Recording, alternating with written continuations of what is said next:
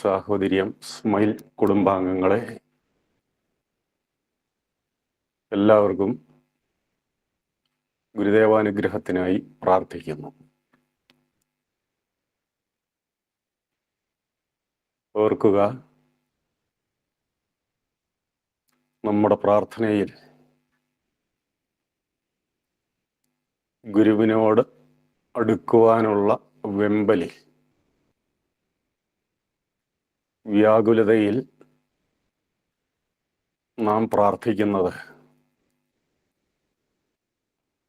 ഞങ്ങളെല്ലാവരും തൃപ്പാദങ്ങളോട് ചേരുമാറാകട്ടെ. ചേർന്നാൽ മാത്രം പോരാ, ഒരിക്കലും അറ്റുപോകാത്ത ഒരു സ്ഥിരബന്ധമായി അത് പുലർന്നു പോകട്ടെ. സ്നേഹാത്മകമാം പാശമതിൽ കെട്ടിയിഴപ്പോ.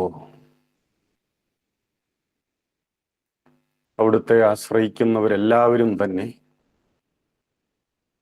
അവിടുത്തോടുള്ള ബന്ധം പോലെ ആത്മബന്ധം ഉള്ളവരായി തീരണം. അതാണ് യഥാർത്ഥ സാഹോദര്യം. ഒരേ ഉദരത്തിൽ നിന്ന് വന്നവർ, സഹ ഉദരന്മാർ, ഒരമ്മ പെറ്റ മക്കളെപ്പോലെ ഒരേ വികാരത്തിൽ, ഒരേ ലക്ഷ്യത്തിൽ പുലരേണ്ടവരാണെന്ന് നമ്മയെല്ലാം ബന്ധിപ്പിക്കുന്നത്, നമ്മയെല്ലാം യോജിപ്പിക്കുന്നത് ഗുരുഭക്തിയാണ്. ഗുരുഭക്തിയെ പല തരത്തിൽ നമുക്ക് നിർവഹിക്കാം. ആ നിർവഹണത്തിലൂടെയെല്ലാം നാം ഒരുമ നേടുകയാണ്. പ്രഭാത നക്ഷത്രം എന്ന കവിതയിൽ ആശാൻ ചൂണ്ടിക്കാട്ടുന്നത് പോലെ, ഒരു രാജ്യം നിങ്ങൾക്ക്, ഒരു ഭാഷ നിങ്ങൾക്ക്, ഒരു ദേവൻ നിങ്ങൾക്കൊരു സമുദായം. അഖില ലോകബാന്ധവനായ സൂര്യൻ എല്ലാത്തിനെയും ഒരുപോലെ തഴുകുന്നു. അവിടെ ഭേദമില്ല. ഒന്നിനോടും വിവേചനമില്ല. അതിൻ്റെ തഴുകലേക്കുന്ന എല്ലാ ചരാചരങ്ങളും ഒരുമ നേടുകയാണ്. മറ്റൊരവസരത്തിൽ ആശാൻ ചൂണ്ടിക്കാണിക്കുന്നത്, തുല്യമായി സർവസുമപം തലോടി മണമാർന്നിത, പ്രഭാതവായു പോകുന്നു പോവിൻ നിങ്ങളതേ വഴി. സമുദായത്തോടുള്ള ഒരു ആഹ്വാനമായിരുന്നു അത്. പ്രഭാതവായു എല്ലാ പുഷ്പങ്ങളെയും ഒരുപോലെ തഴുകി, എല്ലാത്തിൻ്റെയും സുഗന്ധം ഒരുപോലെ ആവാഹിച്ചുകൊണ്ട്, അതിനെ സമന്വയിപ്പിച്ചുകൊണ്ടാണ് കടന്നു പോകുന്നത്. പ്രഭാതവായുവിനും ഭേദമില്ല, ഭേദ ചിന്തയില്ല. അവിടെ എല്ലാത്തിനെയും തഴുകുന്നു, എല്ലാത്തിനെയും സമന്വയിപ്പിക്കുന്നു. ചിന്താമധുരമാണ് ഈ വാക്കുകൾ. നോക്കൂ, സ്നേഹം എന്ന പരിശുദ്ധ വിചാരം, അത് വിചാരം മാത്രമല്ല, വികാരം കൂടിയാണ്. അത് ആത്യന്തികമായ ആനന്ദം കൂടിയാണ്. നമുക്ക് ഏറെ പരിചിതമായ ഒരു പദം. എന്നാൽ നമുക്ക് അത്യപൂർവമായി അനുഭവിക്കാൻ കഴിയുന്ന ഒരു വികാരം. സ്നേഹ ഗായകനായ ആശാൻ പാടിയിരിക്കുന്നത് ശ്രദ്ധിക്കൂ. ലോകാനുരാഗമിയലാത്തവരെ നരന്റെ ആകാരമാർന്നിവിടെ നിങ്ങൾ ജനിച്ചിടായുവിൻ. അത്ര കണ്ട് പ്രസിദ്ധമല്ല സാധാരണക്കാർക്ക് ഈ കവിത. ഗിരിസപ്പ അരുവി എന്ന് പറയും. കർണാടകത്തിൽ ബാംഗ്ലൂരിൽ താമസിച്ചിരുന്ന കാലത്ത് അവിടെ ഒരു വെള്ളച്ചാട്ടം കാണുവാൻ ഡോക്ടർ പൽപുവിൻ്റെ കുടുംബത്തോടൊപ്പം പോയതിൻ്റെ പശ്ചാത്തലത്തിൽ എഴുതിയ ഒരു ഖണ്ഡകാവ്യം എന്ന് പറയാം. ലോകാനുരാഗമിയലാത്തവരെ, ലോകത്തെ സ്നേഹിക്കാൻ കഴിയാത്തവരെ, നിങ്ങൾ ഈ മനുഷ്യരൂപത്തിൽ പിറക്കാതിരിക്കൂ. ഇതിൻ്റെ താല്പര്യം എന്താണ്? മനുഷ്യനായി പിറന്നവൻ ലോകത്തോട് അനുരാഗമുള്ളവനായിരിക്കണം, ലോകത്തോട് അനുകമ്പയുള്ളവനായിരിക്കണം. ഇനി അതില്ലേ, നിങ്ങൾ ജനിക്കാതിരിക്കുക, ഇങ്ങനെയുള്ളവർ ജനിക്കാതിരിക്കുക. ലോകാനുരാഗമിയലാത്തവരെ നരന്റെ ആകാരമാർന്ന്. നിങ്ങൾക്ക് വേറെ എന്തെല്ലാം കോലത്തിൽ ജനിക്കുക, ഈ മനുഷ്യക്കോലത്തിൽ വന്ന് ജനിക്കാതിരിക്കുക. ഏതായാലും നിന്നയും പഴിയും ഒക്കെ ആശാൻ അനുഭവിച്ചിട്ടുള്ളിടത്തോളം നമ്മൾ ആരും അനുഭവിച്ചിട്ടില്ല. ഗ്രാമവൃക്ഷത്തിലെ കുയിലിന്റെ പരിദേവനം നമ്മൾ അയവറക്കാറുണ്ട്. അന്ന് ഇതെഴുതുമ്പോൾ ആശാന് ഈ വക അനുഭവങ്ങൾ അത്ര തീവ്രമായിട്ടുണ്ടായിരിക്കില്ല. ഒരു കവിയുടെ ദർശനം അവിടെ അവതരിപ്പിച്ചു. ഇവിടെ നാം മനസ്സിലാക്കേണ്ടത്, ലോകത്തോട് അനുകമ്പ പുലർത്താത്തവൻ അവൻ മനുഷ്യക്കോലം മാത്രമാണ്, രൂപത്തിൽ മാത്രം അവൻ മനുഷ്യനാണ്, ഭാവത്തിൽ ഒരിക്കലും അവൻ മനുഷ്യനാകുന്നില്ല. ഇവിടെ മനുഷ്യനെ മനുഷ്യനെ മനുഷ്യനെ ഗുരുദേവനൻ ആവർത്തിച്ച് ഈ പദം ഉപയോഗിക്കുമായിരുന്നു. മനുഷ്യനിതറിയുമ്പോൾ, മനുഷ്യനിത് പാലിക്കുമ്പോൾ മാത്രമേ ഇതിനൊക്കെ ഒരു അർത്ഥമുള്ളൂ. മനുഷ്യൻ പാലിച്ചില്ല എങ്കിൽ എത്ര ഉത്കൃഷ്ടമായ ഒരു വിചാരമായിക്കൊള്ളട്ടെ, അത് കെട്ടതിന് തുല്യമാണ്. ഉണ്ട് എന്നതുകൊണ്ടായില്ല, അത് മനുഷ്യനിലൂടെ പ്രയോഗക്ഷമമാകുമ്പോൾ, മനുഷ്യനിലൂടെ അത് പ്രകാശിക്കുമ്പോഴാണ് അതിന് മൂല്യമുണ്ടാകുന്നത്, അർത്ഥമുണ്ടാകുന്നത്. നാം കണ്ടു കഴിഞ്ഞ് ഒരു വേള അവിടുന്ന് ചോദിക്കുകയുണ്ടായി, മനുഷ്യൻ കെട്ടുപോയാൽ ഇതുകൊണ്ടൊക്കെ എന്ത് പ്രയോജനം? മനുഷ്യൻ കെട്ടുപോയാൽ നോക്കൂ, നല്ല സുവചനങ്ങൾ ഇങ്ങനെ പ്രവഹിക്കുകയാണ്. കെട്ട മനുഷ്യന്റെ മുമ്പിലാണ് ഇത് അവതരിപ്പിക്കുന്നതെങ്കിൽ സുവചനങ്ങൾ അവിടെ പ്രവഹിക്കുന്നുണ്ട്, പക്ഷേ എന്ത് പ്രയോജനം? അന്ധന്റെ മുമ്പിൽ എന്തെല്ലാം നന്മ കാണിച്ചാലും അവന്റെ കാഴ്ച കെട്ടിയിരിക്കുന്നു. കാഴ്ച കെട്ടവന്റെ മുമ്പിൽ അതിനെന്ത് പ്രസക്തി? ഇവിടെ ഗുരുദേവൻ എല്ലാത്തിനെയും കൂടി കൂട്ടിയിണക്കിക്കൊണ്ടാണ് പറയുന്നത്, മനുഷ്യൻ കെട്ടുപോയാൽ കാതുണ്ടെങ്കിലും അവൻ കേൾക്കുന്നുണ്ടെങ്കിലും കേൾക്കേണ്ടതായിരിക്കില്ല കേൾക്കുന്നത്, കേൾക്കേണ്ട പോലെ ആയിരിക്കില്ല കേൾക്കുന്നത്. ഓരോ ഇന്ദ്രിയവും അതാതിൻ്റെ വിഷയങ്ങളിൽ ഉണ്ടാകുന്നുണ്ട് എങ്കിലും അതിൻ്റെ എല്ലാ അനുഭവം വിപരീതമായിരിക്കും. അഖിലരും ആത്മസുഖത്തിനായി പ്രയത്നം സകലവും ഇങ്ങ് സദാവി ചെയ്തിടുന്നു. ജഗതിയിലും മതമേകം. ഇത് ചിന്തിച്ചുറപ്പിച്ചവർക്ക് ആ ലക്ഷ്യത്തിലേക്ക്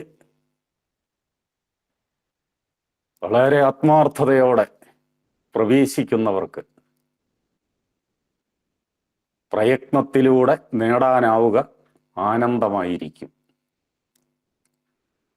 ഏത് കർമ്മത്തിലൂടെയും അവർക്ക് ആ ആനന്ദം ലഭിക്കാൻ ഇടവരും. അല്ലാത്തവരോ ലോകത്തെ പഴിച്ചുകൊണ്ടും സ്വന്തം വിധിയെ പഴിച്ചുകൊണ്ടും ഏതാണ്ട് ശാപ മനോഭാവത്തോടെയായിരിക്കും കർമ്മങ്ങളിൽ മുഴുകുക. പ്രാർത്ഥിച്ചുകൊണ്ട് കളച്ചാലും ശപിച്ചുകൊണ്ട് കളച്ചാലും നിലം മുറിയുന്നുണ്ടാകും, ഇളകുന്നുണ്ടാവും. പക്ഷെ ഇവിടെ ഒരു കർമ്മ യോഗം എന്നുള്ളതുണ്ട്. എന്ന് പറഞ്ഞാൽ കർമ്മത്തിലൂടെ ആനന്ദലബ്ധി, ഒരു സംതൃപ്തി. ഒരു കർമ്മത്തിലൂടെ നമ്മളത് നേടിക്കൊണ്ടേയിരിക്കണം. അഥവാ ആനന്ദലബ്ധിക്കായിട്ടുള്ള കർമ്മങ്ങളിലൂടെ മാത്രം നാം സഞ്ചരിച്ചു കൊണ്ടിരിക്കണം. ഇവിടെ നോക്കൂ, ബുദ്ധി മങ്ങിയിരിക്കുന്നു. മങ്ങിയ ബുദ്ധി കൊണ്ട് ശരിയായ ഇന്ദ്രിയാനുഭവങ്ങൾ ഉണ്ടാകുന്നില്ല. കണ്ണ് ശരിയായി കാണുന്നില്ല, കാത് ശരിയായി കേൾക്കുന്നില്ല, നാവ് ശരിയായി പ്രവർത്തിക്കുന്നില്ല. ഇങ്ങനെ ഓരോ ഇന്ദ്രിയങ്ങളും ഭാഗികമായി തെളിഞ്ഞിട്ടുണ്ടെങ്കിലും അതിലൂടെ നമുക്ക് ആനന്ദലബ്ധി ഉണ്ടാവുന്നില്ല. അതുകൊണ്ട് നാം എല്ലാം ആകുലരായിത്തീരുന്നു. ഉള്ള അനുഗ്രഹങ്ങളെ തിരിച്ചറിയാതെ അലഭ്യമായതിനെ ഓർത്ത് കുണ്ഠിതപ്പെട്ട് അതിനെ വെട്ടിപ്പിടിക്കുവാനുള്ള നെട്ടോട്ടത്തിൽ ജീവിതത്തിലാകെ വീർപ്പുമുട്ടലുണ്ടാകുന്നു. സദാസമയവും ആകുല ചിത്തരായി കഴിയുന്നു ഇത്തരം മനുഷ്യർ. ഇവിടെയാണ് നമ്മൾ ഉള്ളറിഞ്ഞ് പ്രാർത്ഥിക്കുന്നത്. മോഹാകുലരാണ് ഞങ്ങൾ.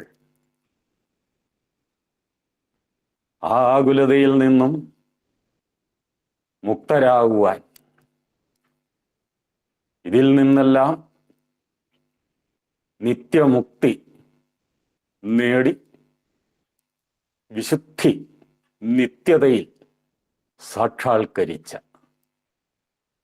എന്തുണ്ടോ അതിനെ വേണം ആശ്രയിക്കുവാൻ. അതിനെ ആശ്രയിക്കണമെങ്കിൽ അതിനെ തിരിച്ചറിയണം. നോക്കൂ, ശുദ്ധജലത്തിൽ കഴുകുമ്പോഴാണ് ഏതൊന്നും ശുദ്ധമാവുക. അല്ലാതെ കലക്കവെള്ളത്തിൽ കഴുകിയാൽ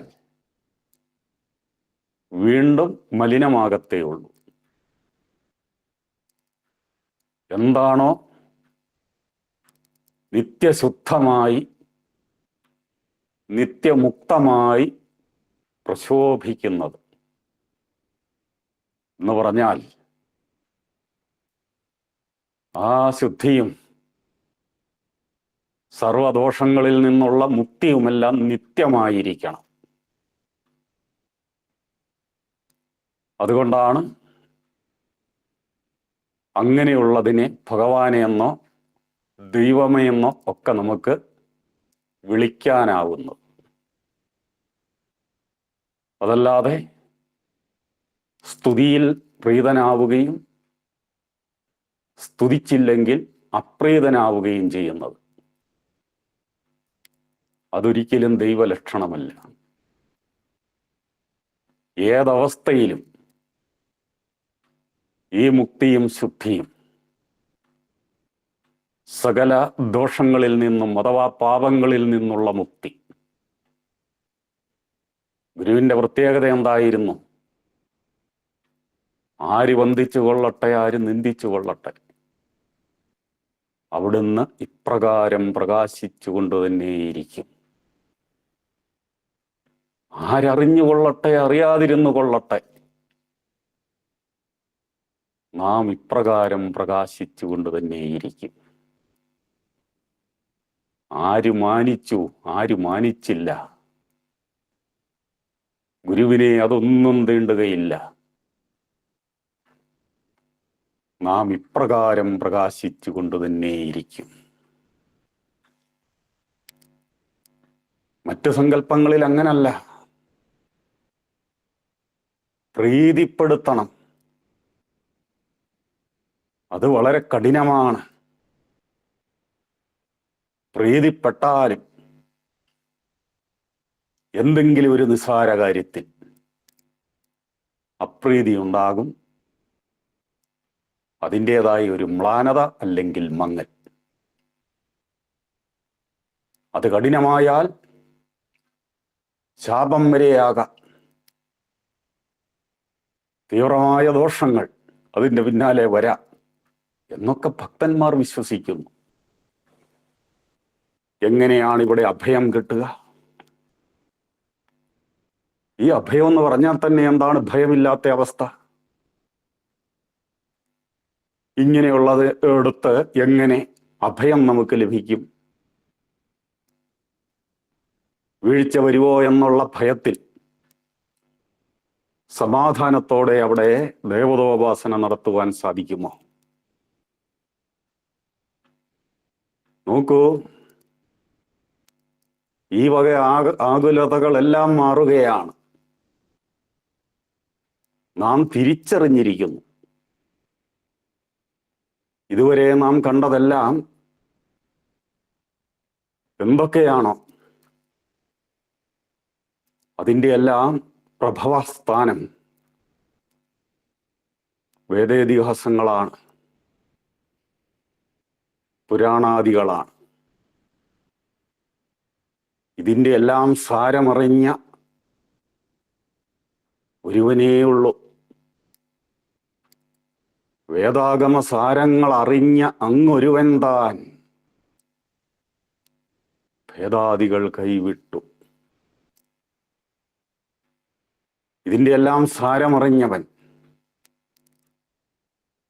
ആദിമഹസ്സിലേക്കുള്ള നേരായ വഴിയും കാട്ടുന്നു. എന്തിനെയാണോ ആശ്രയിക്കുന്നത്, നാം ആശ്രയിക്കുന്ന അതിൽ നമുക്ക് പൂർണ്ണ വിശ്വാസമുണ്ടായിരിക്കണം.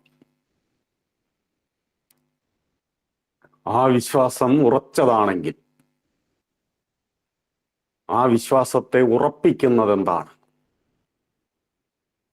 ഇവിടെയാണ് സ്നേഹം എന്ന മഹനീയ ഗുണം കടന്നു വരുന്നത്. നാം ഒരുപക്ഷെ അടുത്തേക്കും, പക്ഷെ അവിടെ ഉറക്കില്ല.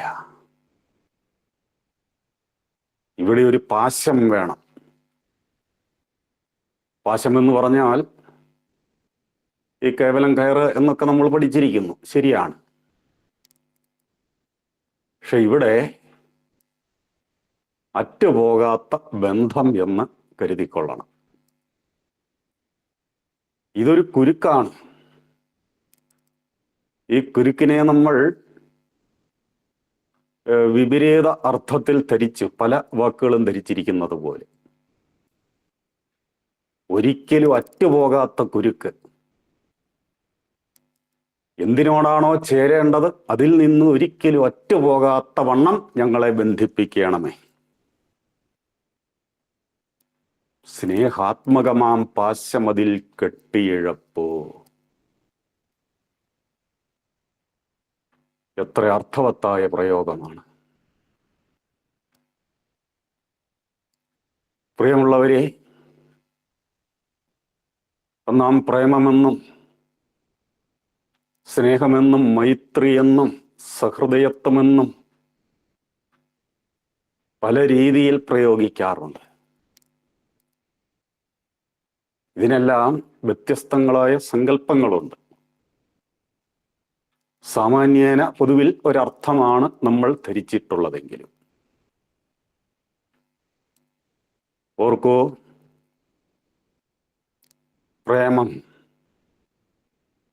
ഇനി അതല്ല സ്നേഹം, അത് ആത്മാവിനോടാണെങ്കിൽ അതിനെ ഭക്തി എന്ന് നമുക്ക് പറയാം. സ്നേഹം അത് ഭഗവാങ്കലേക്കാകുമ്പോൾ അതിനെ ഭക്തി എന്ന് പറയും. ഇത് വിഷയങ്ങളിലേക്കാകുമ്പോൾ അതിനെ രാഗമെന്ന് പറയും. വിഷയങ്ങളിൽ അഭിരമിക്കുക. ഇന്ദ്രിയങ്ങളാകട്ടെ അഗ്നി പോലെയാണ്. എത്ര കൊടുത്താലും എത്ര അനുഭവിച്ചാലും അതിന് തൃപ്തി വരില്ല. അത്രേ തൽക്കാലം ഒരു വിരക്തിയൊക്കെ വരും. കുറെ കഴിയുമ്പോൾ വീണ്ടും അതിൻ്റെ സ്മരണ നമ്മെ കിള്ളാൻ തുടങ്ങും. വീണ്ടും അത്യാർത്തിയായി. രാഗം. ഇവിടെ നമ്മുടെ ശ്രദ്ധ ഭഗവാങ്കൽ നിന്നും അകന്നു പോകുന്നു. അവിടെ നമുക്ക് ഈ തൃപ്തി എന്ന് നമ്മൾ തെറ്റിദ്ധരിക്കുന്ന ഒരു അനുഭവം, അത് തൽക്കാലത്തേക്ക് ഒന്ന് അടങ്ങുന്നു എന്ന് മാത്രമേ ഉള്ളൂ. പക്ഷേ ആദ്യം സൂചിപ്പിച്ചതുപോലെ ആനന്ദാനുഭവം നമുക്കുണ്ടാവുന്നില്ല. അതിൻ്റെ നേരിയ ഒരു അനുഭവം മാത്രമേ നമുക്ക് ഉണ്ടാകുന്നുള്ളൂ. കർമ്മത്തെ കർമ്മയോഗമാക്കണമെങ്കിൽ എന്താണോ നിത്യാനന്ദത്തിൻ്റെ ഉറവിടമായിരിക്കുന്നത് അത് ഈശ്വരനാണ്, അഥവാ ആത്മാവാണ്. ആത്മാവിൽ അഭിരമിച്ചുകൊണ്ട് ഏതൊരു കർമ്മത്തെയും ചെയ്താൽ ആ കർമ്മത്തിലൂടെ നമുക്കൊരു തൃപ്തി ലഭിക്കും, ആനന്ദം ലഭിക്കും എന്ന് മാത്രമല്ല, അതിലൂടെ നാം പുണ്യശാലികളായി തീരുകയും ചെയ്യും. ഇവിടെ പാപാവേശമുണ്ടായാൽ, അരുതാത്ത ചിന്തകൾക്കും അരുതാത്ത പ്രവൃത്തികൾക്കും സ്വാഭാവികമായി ലഭിക്കുന്ന ഫലമത്രേ പാപം. ഈ പാപം നമ്മുടെ ബുദ്ധിയെ ചുരുക്കുന്നു, അതിൻ്റെ ശോഭ മങ്ങാനിട വരുത്തുന്നു. അതുകൊണ്ട് കാഴ്ച പൂർണ്ണമാവില്ല, കേൾവി പൂർണ്ണമാവില്ല, ഒരനുഭവങ്ങളും പൂർണ്ണമാവില്ല. അത് വികലമായിരിക്കും, അപൂർണമായിരിക്കും. അതുകൊണ്ട് യഥാർത്ഥ ഭഗവത് സ്വരൂപത്തോട് നാം പ്രാർത്ഥിക്കുന്നത്, നീ എൻ്റെ സകല പാപങ്ങളെയും കവർന്നെടുത്തുകൊണ്ട് എനിക്ക് നിന്റെ പരമാനന്ദം നൽകണമേ എന്നാണ്. വെറുതെ ഇരുന്നാൽ ലഭിക്കുന്ന ഒരു നിർവൃതിക്കല്ല ആനന്ദമെന്ന് പറയുന്നത്. ഉചിതമായ കർമ്മം, ആ കർമ്മം കർമ്മയോഗമാക്കി തീർക്കുമ്പോൾ സകല പാപങ്ങളും ഒഴിഞ്ഞവന് ഭഗവാൻ നൽകുന്ന അനുഗ്രഹമത്രേ പരമാനന്ദം. അതനുഭവിക്കണമെങ്കിൽ എന്നിലെ പാപങ്ങൾ മാറണം. അതിന് നിന്നോട് നിത്യബന്ധമുണ്ടായിരിക്കണം. എങ്ങനെ? നമുക്ക് വെളിച്ചം തരുന്നത് ബൾബായിരിക്കാം.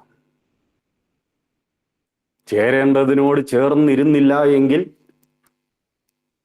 അതെങ്ങനെ പ്രകാശിക്കും? വിദ്യുത് ശക്തിയോട്, ഊർജത്തോട് ചേർന്നിരുന്നില്ല എങ്കിൽ എങ്ങനെ പ്രകാശിക്കും? അതുകൊണ്ട് ആ ബന്ധം നിത്യമായിരിക്കണം, അറ്റുപോകാത്തതായിരിക്കണം. പ്രകാശിക്കണമെങ്കിൽ അഭേദ്യമായ ആ ബന്ധം സ്ഥിരമായിരിക്കണമത്രേ. ഇതിനെ നമുക്ക് സ്നേഹമെന്ന് പറയാം. മറ്റതങ്ങനല്ല. സ്വാർത്ഥതയ്ക്ക് വേണ്ടി, അതിൻ്റെ പൂരണത്തിന് വേണ്ടി നാം കാട്ടുന്ന താൽക്കാലികമായ ഒരു താല്പര്യം. ഓർക്കോ, വളർത്ത് ജന്തുക്കളെ എത്ര താല്പര്യപൂർവ്വമാണ് പരിരക്ഷിക്കുന്നത്. അതിന് തീറ്റ കൊടുക്കുന്നു, കൂടൊരുക്കി അതിനെ സംരക്ഷിക്കുന്നു. അങ്ങനെയുള്ള ത്യാഗമൊക്കെ നമ്മൾ ചെയ്യുന്നത് ഫലം പ്രതീക്ഷിച്ചുകൊണ്ടാണ്. അതിന് മതിയായ ഫലം ലഭിക്കുന്നില്ലാത്ത ഒരു സാഹചര്യം വന്നാൽ താല്പര്യം കുറയുകയാണ്. പല കാര്യങ്ങളിലും പല സന്ദർഭങ്ങളിലും ഇങ്ങനെയാണ് വന്നുകൂടുന്നത്. ഇവിടെ ഭക്തൻ ഭഗവാനോട് നിത്യബന്ധത്തിൽ പുലരേണ്ടതിൻ്റെ ആവശ്യകത, ഇത് അനർഗള അവിരാമം പ്രവഹിച്ചുകൊണ്ടിരിക്കുന്ന ശക്തിയാണ്, കറണ്ട് പോലെ. അത് നിലച്ചാലെല്ലാം നിലയ്ക്കും. ഇവിടെ പക്ഷേ നമ്മുടെ ഭഗവാൻ നിത്യനാണ്, നിത്യശുദ്ധ മുക്ത മഹാത്മാവാണ്, എപ്പോഴും പ്രകാശിച്ചുകൊണ്ട് തന്നെ ഇരിക്കുന്നതാണ്. അതൊരിക്കലും മങ്ങുന്നില്ല, മറയുന്നില്ല. ചെയ്യേണ്ടത് ഇത്ര മാത്രമേ ഉള്ളൂ. അതിലസ്പന്ദമാക്കി നമ്മുടെ മനസ്സിനെ നിർത്തുക. ഉള്ളം നിന്നിൽ അസ്പന്ദമാക്കുക. ആരുടെ മനസ്സാണോ ഭഗവാനിൽ ലയിക്കുന്നത്, അവനിലേക്ക് ഭഗവാൻ പ്രവേശിക്കുകയാണ്. ബുദ്ധിയുടെ പ്രകാശമായി, ചിത്തത്തിൻ്റെ പ്രസാദമായി, ഇന്ദ്രിയങ്ങളുടെ ശോഭയായി. ഇന്ദ്രിയങ്ങളെല്ലാം വിഷയങ്ങൾ അനുഭവിക്കുമെങ്കിലും അതെല്ലാം ധർമാനുസാരിയായി മാറും. അതാണ് അതിൻ്റെ പ്രത്യേകത. ഇതെല്ലാം ജീവിതത്തിൽ വേണ്ടത് തന്നെ. പക്ഷേ അടിപ്പെട്ടു പോകുന്നവർക്ക് പറ്റുന്ന അപകടം എങ്ങനെയാണ്? കുളിക്കുന്നത് നല്ലതാണെങ്കിലും കുളത്തിൽ തന്നെ മുങ്ങിയാലത്തെ അവസ്ഥ എന്ത്? അത് വിനാശകരമായി ഭവിക്കുന്നു. ഇതുപോലെയാണ് വിഷയങ്ങൾക്കടിപ്പെട്ടാൽ. അതേസമയം ഭഗവാനിൽ ലയിച്ചുകൊണ്ട് മാനസികമായി ഭഗവാനോട് ചേർന്ന് നിന്നുകൊണ്ട്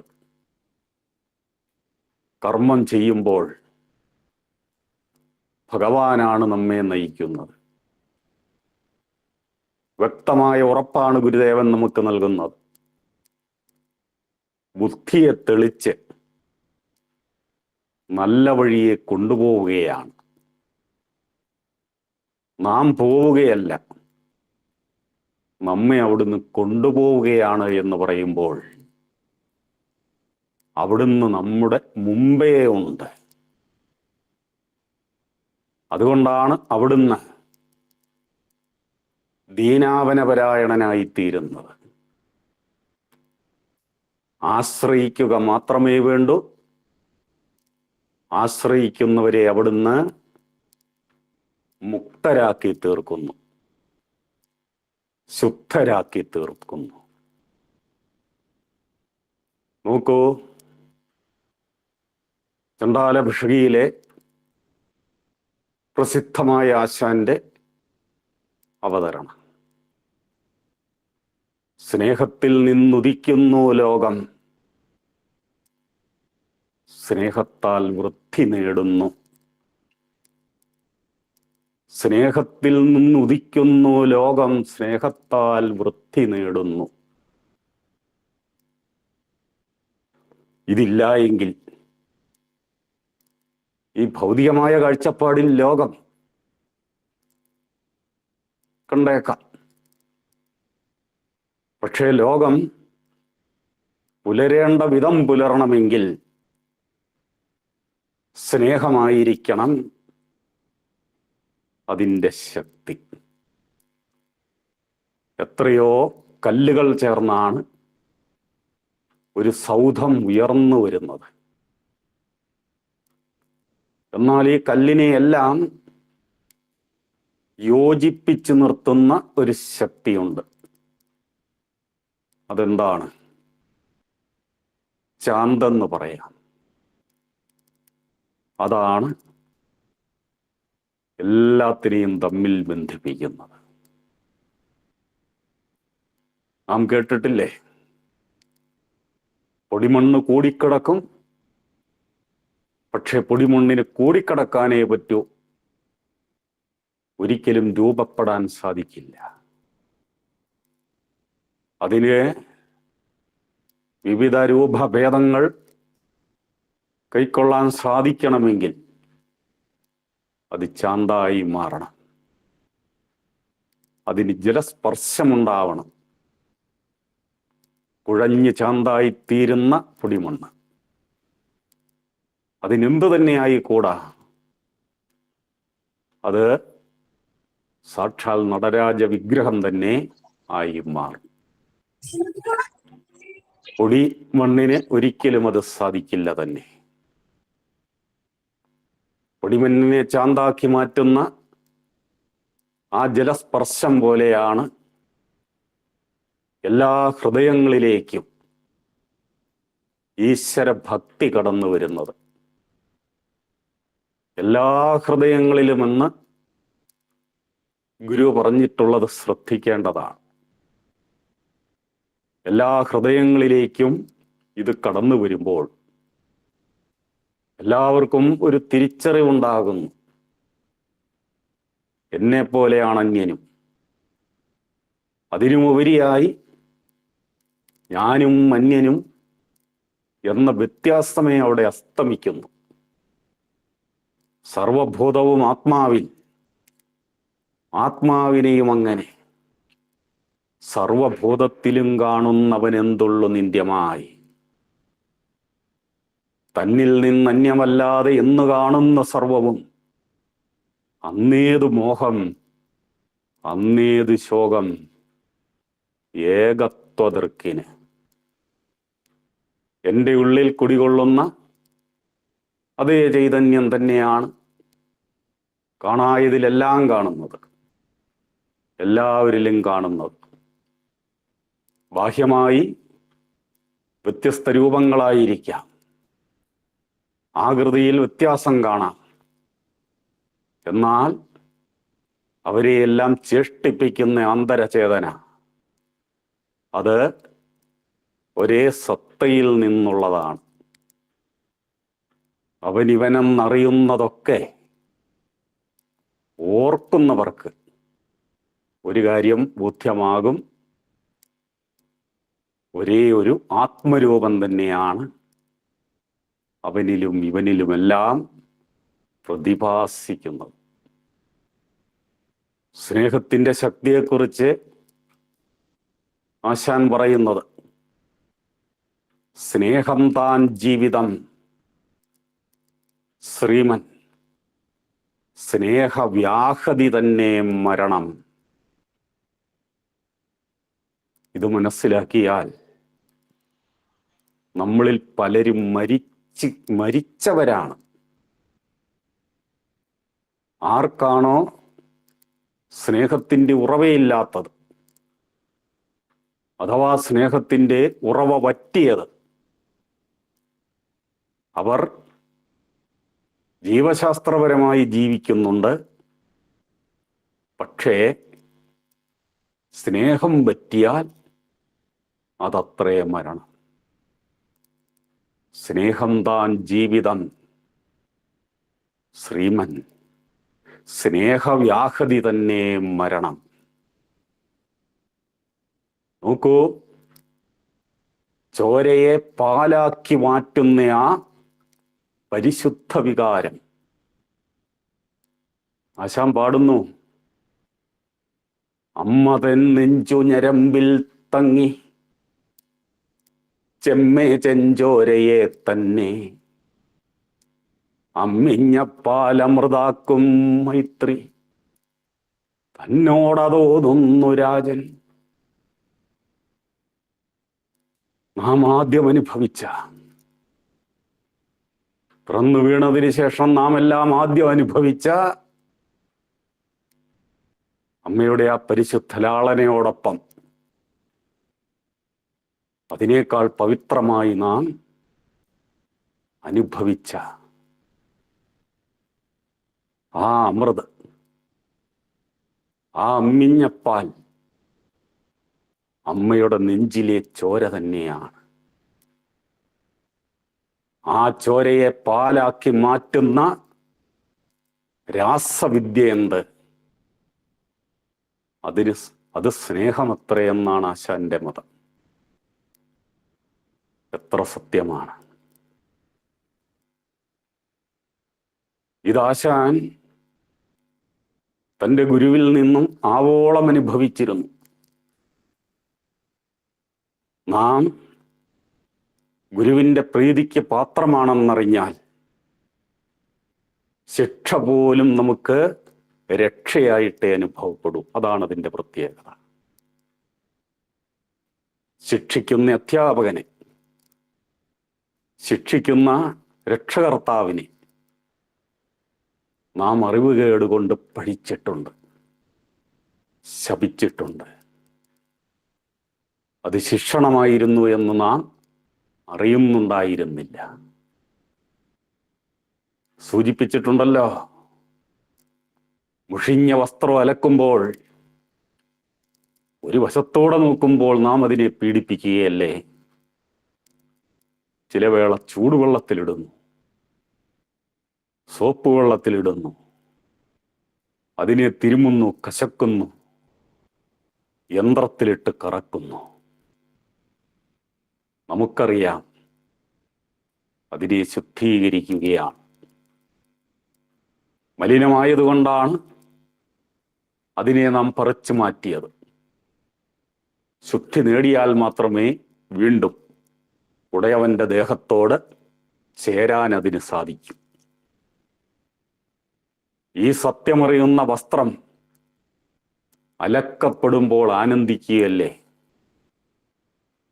നോക്കൂ, സകല പാപങ്ങളും കവരപ്പെടണം, സകല പാപങ്ങളും ഒഴിഞ്ഞു പോകണം. സ്വയം ഒഴിച്ചു കളയുവാൻ മോഹാകുലരായ നമുക്ക് സാധിക്കുന്നില്ല. ആരെ ആശ്രയിച്ചാൽ ശുദ്ധി നേടും? അങ്ങനെ ശുദ്ധി നേടിയ ഗുരുവിൻ്റെ ശിഷ്യനാണ് സാക്ഷ്യപ്പെടുത്തുന്നത്, ശ്രുതാനാം ശുദ്ധിഹേതവേ, ആശ്രയിക്കുന്നവരുടെ ശുദ്ധിക്ക് ഹേതുവായവൻ. ഇത് നമുക്ക് തരുന്ന ഉറപ്പാണ്. ഇത് നമുക്ക് വിശ്വാസത്തിൽ വന്നാൽ എന്തുമായി കൊള്ളട്ടെ, എത്ര ഭാവികളിൽ വെച്ച് കൊടിയ ഭാവിയായിക്കൊള്ളട്ടെ, ആശ്രയിച്ചാൽ ശുദ്ധീകരിക്കപ്പെടുമെന്നുറപ്പാണ്. ഇവിടെ ഗുരുവിൻ്റെ ഒരു വലിയ പ്രത്യേകത, ദേവതകൾക്ക് നാം മുമ്പ് കണ്ടതാണ്, ശക്തി ചൈതന്യം പകർന്നു നൽകിയാലേ ശക്തിയുള്ളൂ. യാഗ പൂജാദികളിലൂടെ ശക്തി ചൈതന്യം പകർന്നു കൊടുത്തുകൊണ്ടിരിക്കണം.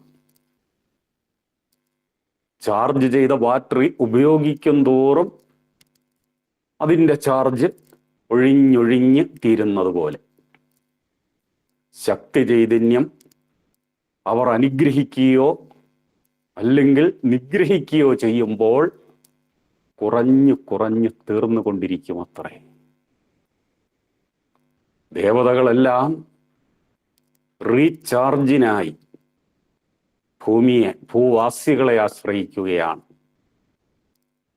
അവിടെ ലോഭം വന്നാൽ, ഉപചാര മര്യാദകളിൽ ഭംഗം വന്നാൽ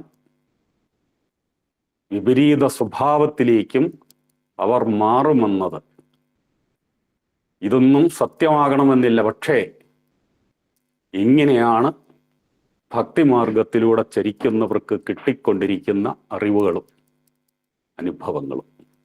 അനുഭവങ്ങൾ എത്രത്തോളം ഉണ്ട് എന്നറിയില്ല, പക്ഷെ അങ്ങനെയാണ് കണ്ടുവരുന്നത്.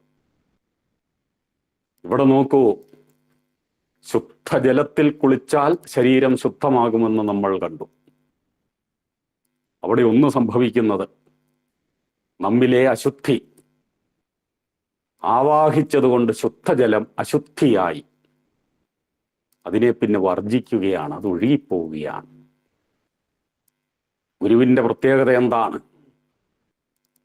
ആശ്രയിക്കുന്നവരുടെ എല്ലാം പാപം അവിടുന്ന് കവർന്നെടുത്താലും അവിടുന്ന് പൂർണ്ണമേവാവശിഷ്യതയെ പൂർണ്ണനായി തന്നെ ഇപ്രകാരം പ്രകാശിച്ചുകൊണ്ട് തന്നെയിരിക്കുന്നു. എത്ര കൊടിയ പാപിയുടെ എത്ര കൊടിയ പാപമാണെങ്കിലും ഗുരു അത് കവർന്നെടുക്കുകയാണ്. ആശ്രയിക്കുന്നവർക്ക് മാത്രമാണ് ഈ അനുഗ്രഹം.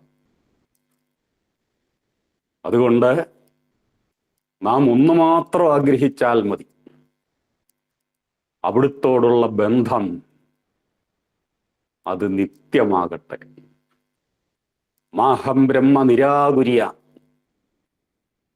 ഞാൻ ബ്രഹ്മത്തെ നിരാകരിക്കാതിരിക്കട്ടെ. അപ്പോൾ ബ്രഹ്മം എന്നെയും നിരാകരിക്കില്ല. ഇങ്ങനെയൊരു പാരസ്പര്യം, ഒരിക്കലും അടർന്നു പോകാത്ത, അറ്റുപോകാത്ത ആ പാരസ്പര്യം രണ്ട് ഭാഗത്തു നിന്നും അങ്ങോട്ടും ഉണ്ടാവണം, ഇങ്ങോട്ടും ഉണ്ടാവണം. ആ ഒരവസ്ഥയ്ക്കാണ് സ്നേഹമെന്ന് പറയുന്നത്. ഈശ്വരപ്രേമം എന്ന് പറയുമ്പോൾ അത് സമ്പൂർണ്ണ സമർപ്പണമാണ്. തൃപ്തിപ്പെടുത്തുവാനുള്ള ആത്മാർത്ഥമായ വ്യാകുലതയോടെ, വ്യഗ്രതയോടെയുള്ള അവൻ്റെ യാചനയാണ്. അതാണ് പ്രേമം. അത് സഫലമാകുമ്പോഴാണ് സ്നേഹം. ഇതാ പ്രേമത്തിൽ അങ്ങോട്ടേ ഉണ്ടായിരുന്നുള്ളൂ എങ്കിൽ അത് സ്നേഹത്തിലെത്തുമ്പോൾ ഇതാ അവിടെ നിന്ന് ഇങ്ങോട്ടും കൂടിയായി. ഇവിടെ നമുക്കറിയാം, ഈ പിരിമുറുക്കമെന്നൊക്കെ പറയും. അതിനെ അയക്കുവാൻ വേണ്ടി തുരുമ്പിച്ച് അയയാത്ത പിരിയൊക്കെ അഴിച്ചെടുക്കുവാൻ തൈലം തുള്ളി ഒഴിക്കാറുണ്ട്. അപ്പോൾ അവിടെ ഒരയവ് വരും, ഒരു സ്നിഗ്ധത വരും. സത്യത്തിൽ എണ്ണ എന്ന അർത്ഥം സ്നേഹത്തിനുണ്ട്. ശരീരമാസകലം നമ്മൾ എണ്ണയിടുന്നു. എന്തിന്? ശരീരത്തിൻ്റെ അയവിന്, അല്ലെങ്കിൽ സ്നിഗ്ധതയ്ക്ക്. പുറമേക്ക് നമ്മൾ ഇത് ചെയ്യുന്നുണ്ട്. സ്നാനം എന്ന് പറഞ്ഞാൽ എന്താണ്? ശരീരശുദ്ധിക്കായുള്ള കുളി, ജലസ്നാനം. പുറമേയുള്ള അശുദ്ധിയെല്ലാം ഒഴിഞ്ഞു പോകുന്നു. പുറമേക്ക് നമ്മൾ ചെയ്യുന്നത് അകമേക്ക് കൂടി മറ്റൊരു പ്രകാരത്തിലും ചെയ്യേണ്ടതുണ്ട്. ഈ രണ്ട് വശങ്ങളെയും നമ്മൾ നേരത്തെ മുതൽ പരാമർശിച്ചാണ് പോകുന്നത്. ഓർമ്മ പുതുക്കാൻ വേണ്ടി സൂചിപ്പിക്കുകയാണ്. ശ്വാസം അത് ശരീരത്തിൻ്റെ നിലനിൽപ്പിന് ആവശ്യമാണ്. അതില്ല എങ്കിൽ ശ്വാസം നിലച്ചാൽ എല്ലാം നിലച്ചു. ശരീരത്തിൽ ജീവൻ നിലനിൽക്കണമെങ്കിൽ ശ്വാസത്തിൻ്റെ അനിവാര്യത നമുക്ക് പറയാതറിയാം. ബാഹ്യമായി ഇത് നമ്മൾ മനസ്സിലാക്കുന്നുണ്ട്. പക്ഷെ ആന്തരികമായി അതിനേക്കാൾ പ്രാധാന്യമുള്ള ഒരു കാര്യവും കൂടി ഉണ്ടായിരുന്നു. അത് വിശ്വാസമാണ്. ശ്വാസത്തേക്കാൾ വിശേഷപ്പെട്ടതായതുകൊണ്ടാണ് അതിനെ വിശ്വാസം എന്ന് പറയുന്നത്. പദപരിചയത്തിലൂടെയൊക്കെ നമ്മൾ അത് കണ്ടതാണ്. ഈ വിശ്വാസം നിലച്ചാലോ? ശ്വാസം നിലയ്ക്കുന്ന ശരീരം മരച്ച് ദുഷിച്ച് നാറും, ദ്രവിക്കും. വിശ്വാസം നിലച്ചാലോ? അതിനേക്കാൾ ഭീകരമായിരിക്കും. വിശ്വാസം നിലയ്ക്കുമ്പോഴാണ് മനസ്സ് ചെയ്യുന്നത്. എന്തെല്ലാം ദുർഗന്ധമാണ് പിന്നെ അത്തരം മനസ്സിൽ നിന്ന് വരിക. ഇന്ദ്രിയങ്ങളിലൂടെ ആർജിച്ചെടുക്കുന്നതും വേണ്ടാത്തത് തന്നെയായിരിക്കും. വർജിക്കേണ്ടതിനെയും ആസ്വാദ്യമായി അവർ ആർജിച്ചെടുക്കുകയാണ്. അതുകൊണ്ട് വിശ്വാസം വിളക്കാണ് എന്ന് ആശാൻ പാടിയത് ഒരിക്കൽ കൂടി നമുക്ക് ഓർക്കാം. വിശ്വാസമല്ലോ വിളക്ക് മനുഷ്യന്, വിശ്വാസം ജീവസർവസ്വമല്ലോ. ഒക്കെയും പോമത് പോയാൽ കെടുമാരും. ആ ഭാഷയുടെ പ്രയോഗം, ഒക്കെയും പോമത് പോയാൽ കെടുമാരും ആറും ചുക്കാൻ പോയുള്ളൊരു കപ്പൽ പോലെ. എല്ലാം പോകും, കെട്ടുപോകും.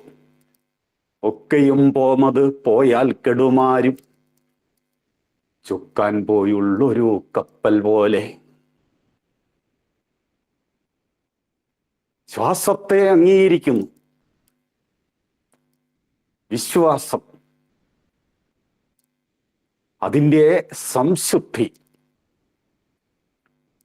ആദിമഹസ്സിലേക്കുള്ള നേരായ വഴി കാട്ടിത്തന്ന ഗുരുവിൻ്റെ മാർഗത്തിലൂടെ അതിലേക്ക് പ്രവേശിച്ചെങ്കിലേ അത് സാർത്ഥകമാകൂ, സഫലമാകൂ.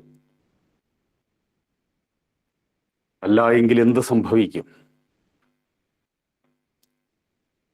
ആശാൻ തന്നെ ദുരവസ്ഥയിൽ ചൂണ്ടിക്കാണിക്കുന്നത് എന്തൊരു വൈകൃതം ബ്രഹ്മവിദ്യേ. ബ്രഹ്മവിദ്യയ്ക്ക് വൈകൃതം ഒന്നും ഉണ്ടാകില്ല, പക്ഷെ വികൃതമാക്കി. സ്വാർത്ഥനായ മനുഷ്യൻ, അറിവുകെട്ട മനുഷ്യൻ അതിനെ കൈകാര്യം ചെയ്തപ്പോൾ അതിനെ വികൃതമാക്കി. എന്തൊരു വൈകൃതം ബ്രഹ്മവിദ്യേ, നിന്നിലെന്താണീ കാണുന്ന വൈപരീത്യം. നിർണയം നിന്നെപ്പോൽ പാരിൽ അധോഗതി, വിണ്ണവർ ഗംഗയ്ക്കുമുണ്ടായില്ല. ഇതുപോലൊരധപ്പതനം, അധോഗതി. ഇവിടെയാണ് ശരിയായ സമുദ്ധാരണം. നോക്കൂ സഹോദരങ്ങളെ, വിരലിൽ നിന്നൂരിപ്പോയ മോതിരം അത് ചാണകത്തിൽ വീണു എന്ന് കരുതി അതിനെ ആരുപേക്ഷിക്കും? ചാണകം പറ്റി എന്ന് കരുതി മോതിരത്തെ ഉപേക്ഷിക്കുമോ? ഉപേക്ഷിക്കാൻ പാടുണ്ടോ? ഇവിടെ വിവേകി ചെയ്യുന്നത് എന്താണ്? ചാണകത്തിൽ വീണു, ശരി, ആ ചാണകത്തെ കഴുകിക്കളയുക. മോതിരത്തെ അതിൻ്റെ സംശുദ്ധിയിൽ വീണ്ടും ചേർക്കുക, കൈക്കൊള്ളുക. ഇതാണ് ഗുരു ചെയ്തത്.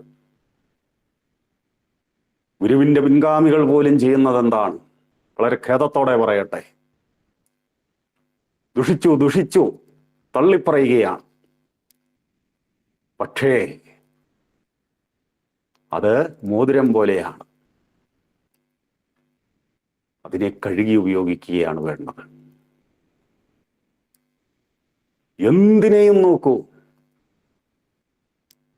മുമ്പ് സൂചിപ്പിച്ചതുപോലെ ഗുരുവിന് മുമ്പും ദൈവമുണ്ടായിരുന്നു, ഈശ്വരനുണ്ടായിരുന്നു, ഈശ്വര സങ്കേതങ്ങളുണ്ടായിരുന്നു, ക്ഷേത്രമുണ്ടായിരുന്നു, ആരാധനയുണ്ടായിരുന്നു, ധർമ്മമുണ്ടായിരുന്നു, എല്ലാം ഉണ്ടായിരുന്നു. ദുഷിച്ചു പോയിരുന്നു. ധർമ്മരാജ്യമെന്നല്ലേ ഇവിടെ അറിയപ്പെട്ടിരുന്നത്?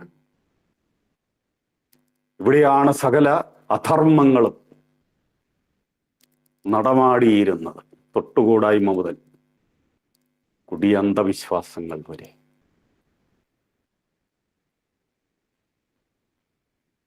ഇങ്ങനെ ദുഷിച്ച ഒരു നാട്ടിൽ ധർമ്മം എന്ന് പറഞ്ഞാൽ ദുഷിപ്പെന്നതിന് അർത്ഥമില്ല.